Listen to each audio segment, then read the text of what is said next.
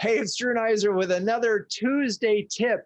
We are really focused on how do you recruit and retain employees, because we have approached a moment where every CMO that we've talked to in the last month has been having employees being poached and is struggling to find and recruit and retain employees. So first up, Bill Strawderman, what is your tip for recruiting or retaining employees right now? For retention, Drew, my top tip is that we actually have to really look for the opportunities to grow the team, and that is be flexible about what roles we're defining and what opportunities we're creating to move people to their next thing.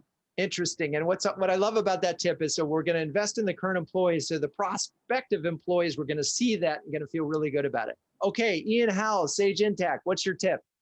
I think the key tip is always be a great place to work in the good times and the hot times, and focus on culture. This culture beats strategy every day of the week. Culture beats strategy. Focus on that. As we learned today, Ian works for a company that's been in the top 10 to work for year after year after year. Top place to work for. There it is. Okay, Melissa Sargeant, Litmus, what's your tip? Make sure you check out some of the communities that you're trying to hire from. So I'm in the email community, or whether you're a product-led growth organization, they have a lot of things like Slack channels and how they communicate with each other. And it's just another way to really tap into a new source that you might not get from your traditional recruiting. And I love that tip, because we really do need to think creatively right now about where we're going to find the talent. And first of all, if you don't have a community, probably now is a good time to build one. And if you do have a community, tap into it. All right, Michael Welts, Wasabi. Yeah, it comes down to giving them a sense of purpose and what their role will do to contribute to the mission of the company, especially in a hyper-growth environment. All right, so we're going to make sure they understand the mission. Okay, next up, Jason Widup. Talk to me. Right. So yeah, my tip is start recruiting months ahead of when you actually need the position and build relationships with those folks.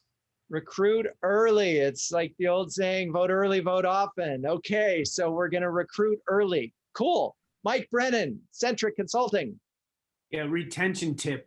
We like to design experiments that push our capabilities. So whether it's things like deploying a new chatbot on the website or running a more sophisticated customer journey nurture program, we give people the opportunity to engage in those experiments, and then they get in turn to learn and grow in their careers.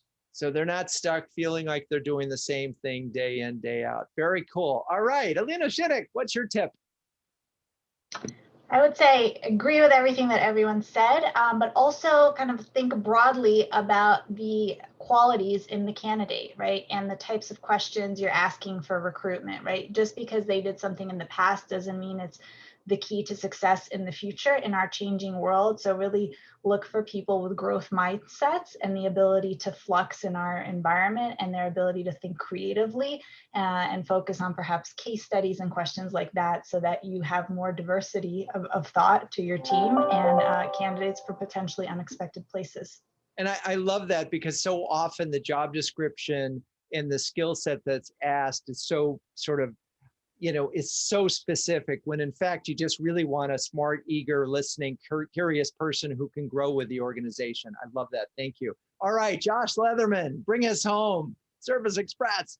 All right, so for recruiting talent, I think talent brand is important, but really be thinking about talent demand. So we've got really good demand marketers on the team, and we have even put a sales dev rep who's traditionally outbound calling ICPs and put them on outbound calling prospective candidates for positions. I love that. And that really ties a nice little ribbon on this thing, because this is a marketing challenge, folks.